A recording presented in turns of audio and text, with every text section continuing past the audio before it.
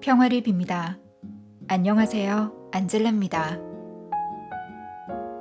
생각해보니 우리는 일어나자마자 수많은 고민과 선택의 기로에 놓여 있는 것 같아요. 아침에 일어나야 하는 시간엔 더 자고 싶은 마음에 5분만 더 잘까? 아니면 일어날까? 점심엔 무엇을 먹을까?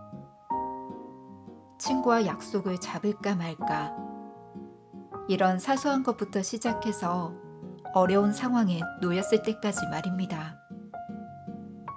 이렇게 사소한 것도 참 고민이 되는데 어려운 상황에 직면하게 될 때는 더더욱 그렇습니다. 과연 내 판단이, 내 행동이 옳을까? 그래서 나에게 괜찮을까? 그런데 여기서 돌이켜보니까 오직 나를 위해서만 판단하려는 모습에 좀 한심하게 느껴지는 거 있죠.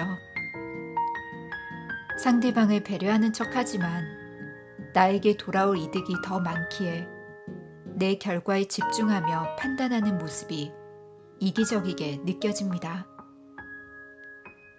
그럴 땐 더욱 하느님의 말씀에 귀 기울여야겠다는 생각이 듭니다. 주님께서 말씀하시는 대로 주님이 이끄시는 사랑의 방법대로 이루어지게 말입니다. 오늘도 주님께서 하시는 대로 이루어지길 바라며 복음 말씀 함께 할게요.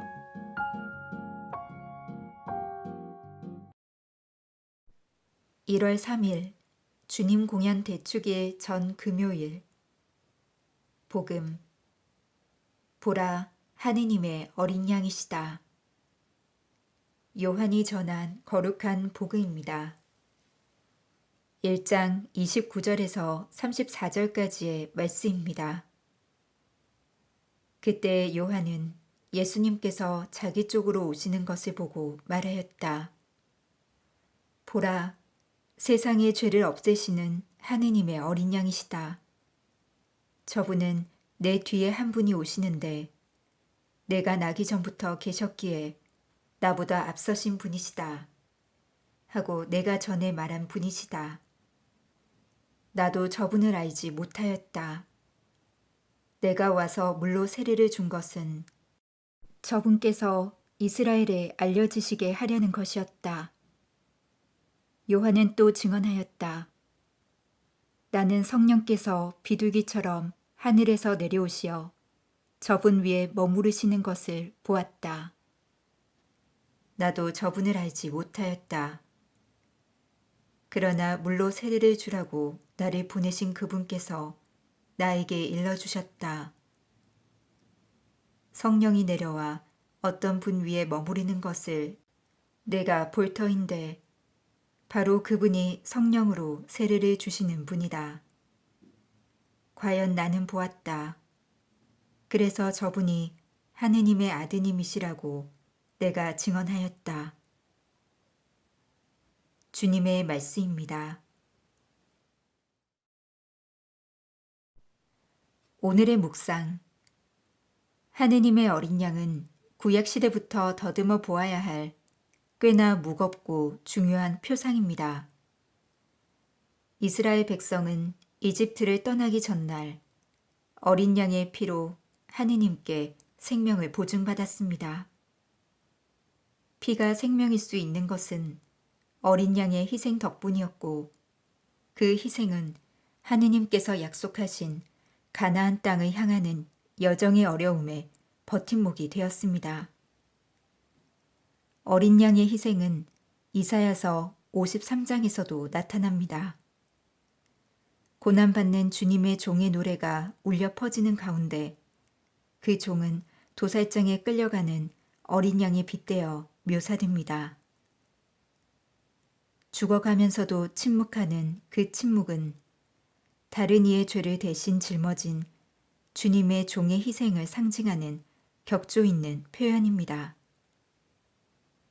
요한은 다가오시는 예수님을 통해 어린 양의 의미를 다시금 되새깁니다.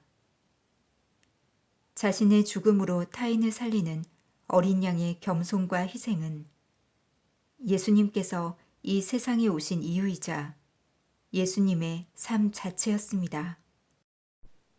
요한복음은 예수님의 이러한 희생을 사랑이라고 표현합니다. 서로가 서로를 위하여 낮은 자리에 먼저 찾아드는, 그래서 모두가 함께 살아갈 수 있는 세상을 만드는 일, 그것이 예수님께서 우리에게 주시려는 사랑입니다. 더불어 살기에는 너무 심한 경쟁에 내몰린 오늘, 우리의 세상은 예수님의 사랑을 실천하기엔 너무 멀리 와 있는 것은 아닌지 되돌아봅니다. 그럼에도 그리스도인이 해야 할 유일한 일은 사랑임이 틀림없습니다. 예수님께서는 오늘도 어린 양으로 우리에게 오십니다. 그분을 사랑하는 마음은 이 세상에 묵묵히 걸어오시는 예수님의 발걸음을 따라 걷는 일에서 시작돼야 합니다. 예수님께서 세상으로 걸어오시는데 우리는 그저 하늘만 쳐다보며 시간을 허비하는 일은 없어야겠습니다. 보라, 세상의 죄를 없애시는 하느님의 어린 양이시다. 보라, 세상의 죄를 없애시는 하느님의 어린 양이시다. 보라, 세상의 죄를 없애시는 하느님의 어린 양이시다. 인자하신 주님, 저의 죄를 용서하시고 주님의 사랑으로 인도하소서. 아멘. 평화를 빕니다.